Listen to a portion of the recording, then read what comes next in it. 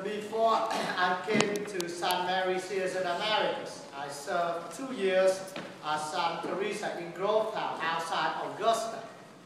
And when I was up there, this is the season where I go fishing a lot. You know, up there's a big church, so there's a lot of meetings. Every night we finish a meeting about 8 o'clock, and that's when I pull my boat out, you know, and go fishing on Lake Clothian. This is the best season, you know. You catch tons of them. The limit is on Georgia side, you know, that's the same body of water in Georgia and South Carolina. Georgia, they let you keep 2. South Carolina, they let you keep 15.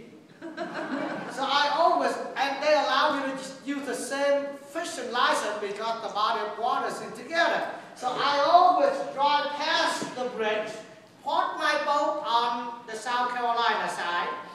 Not only that, I know that there's 7, they told me there's 7 game warrants. You know what I'm talking about, the police on the water, they go checking on you. There's 7 of them will be go checking license, safety of the boat, how many fish that you catch. And if you go over the limit, it's $75 a fish. Okay, just a kid. And I know that they told me there's 7 of them. And I know for a fact that 6 out of 7 are members of my church of St. Teresa. So I'm pretty okay then, okay? And you know, they normally don't go alone, especially at night. They always go in pairs. So, so what's the chance that there's a non-Catholic guy going there? So one night I took my mom. My mom and I, we went fishing.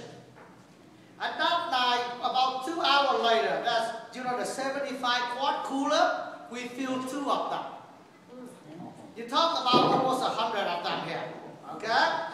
As I'm pulling the boat up, and I always look around, and I see nothing, so I pull the boat, I point it at the ram, and I go up and back the truck down. As I put, and then I put the boat in, my mom in the car, and I was driving to put the boat up the ram, and here the game warden show up. He said, "You caught anything?" I said, "A few." I didn't lie, I didn't tell them the number. I don't even know how many of them there. So I told him I caught a few.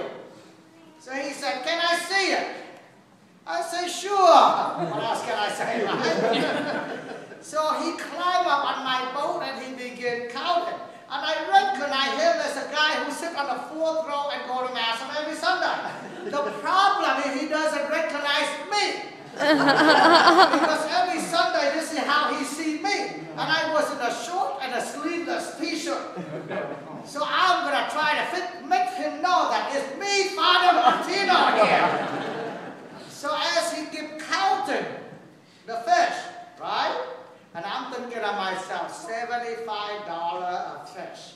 This could be equal to my 3-month salary. So as he keep counting, I keep talking with him. Not to distract his counting, but to let him recognize the strange voices that he hears every Sunday. You know? So finally he looked up, he said, "You sound like Father Martino."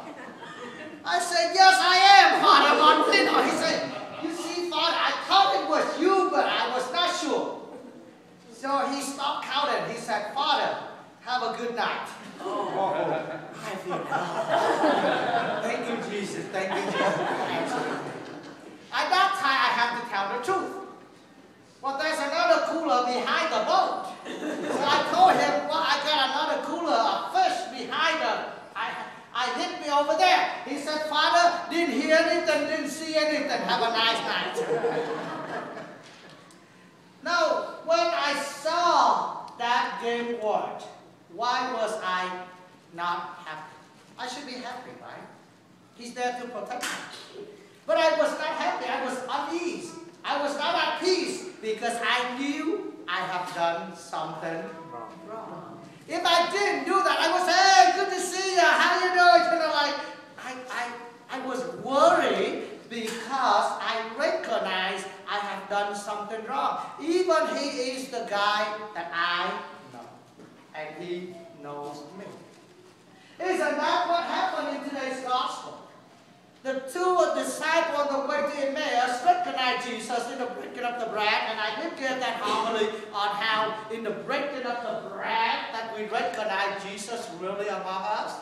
I gave that homily, so I'm not going to repeat that. But I want to tell you. So what did they do when we turn and they tell others who behind a closed door, and they tell them what they experienced, and man, you just stop lying, you just this, that. And as they was complaining, angry, frustrated, and scared, Jesus showed up.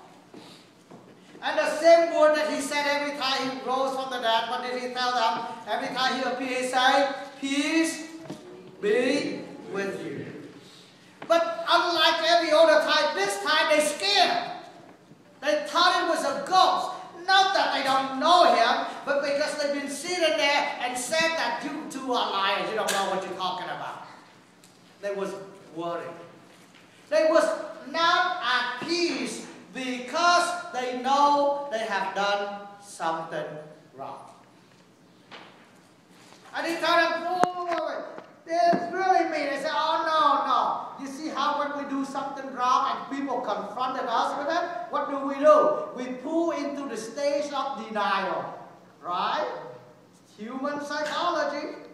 It's like we will fight. We'll put the fence up and we defend it. We deny it. Stay. Oh, Jesus. What do? We put the fence up, we tell them to stay behind the fence, let me on this side, and you deny everything. And then we become the good reason for what we did wrong. That's what the disciples did today. You see, not only they were scared, it seemed like they didn't see Jesus before. They saw when he was alive, and they saw him a few times before this, the third or the fourth time he's appeared to them. And the same word he said to them, peace be with you. But unlike every other time, they say, oh no, it can't be Jesus. It's got to be a ghost. You see what I'm trying to say? They put up the defense around them, and they pulled themselves, and they denied the fact that it was Jesus among them. See, lucky for them, it was Jesus. It wasn't me who was Jesus. Because I would have slapped them around and let them know, ghosts don't slap you. See, Jesus was so nice. Jesus said, no, why don't you touch me? Because ghosts would not have flesh. But that would be nice. But ghosts don't slap you. You know? I would have said, come here. Let me show you what the ghost slapped you like. God, it's me. No, that's the amazing thing about God. God said, come, touch me. He said what his life is about. For us to touch, to feel, to experience, and to receive in the Eucharist.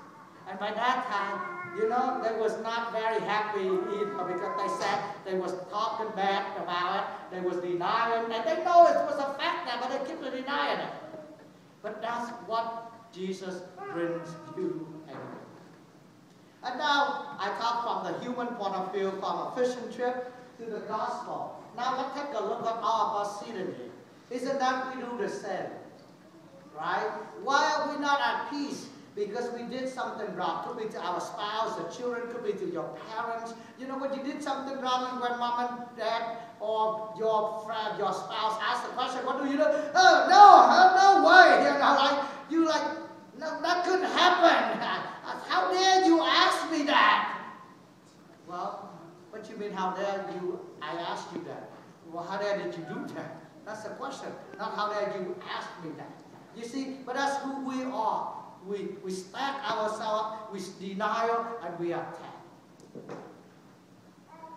Now, when we do that, we're not at peace. So the same word Jesus gave to you, and we repeat it over and over. I want to send it to you today. That peace be with you. I hope and I pray that you experience that true peace in your life. You know, that's the motto for Bishop Hartmeyer, peace and good to you. Well, in Latin, I don't even know what's in Latin, but that's okay. But this past Wednesday, he came here and he gave the confirmation for our 17 of our children. And every time when you hear that, he always say, peace be with you, you respond, and also with your spirit, and he always say, thank you. If you pay attention to that, every Mass, he always do that. And I told him, I asked him, why did did you choose that model? And he said, because we live in a world of uncertainty. People are not at peace. And he said, even young people, when they see me, you know, like, they feel like, stay away from me, no, don't come, I want you to be here. And he said, when we go confirmation, the confirmation class talks a lot without a mission. As soon as he's appeared, they're like, nothing, didn't hear anything. You know? He said, that's what it is. Bring peace to them. So I hope and I pray that every time when you go to church, you will experience that peace. That peace that Christ alone can give. Not I, not your spouse, not your children, but the resurrected Lord alone can give. And if you come and you don't experience that peace, yes, I hope that in the same way, when you come up and receive the breaking of the bread from the table, not only that you can touch Jesus, but Jesus will within you and touch you. I ask you to allow, not you to touch God, but allow God to touch you. And I guarantee you that you will experience the peace, the true peace that Christ alone can give, and no one else. No one else.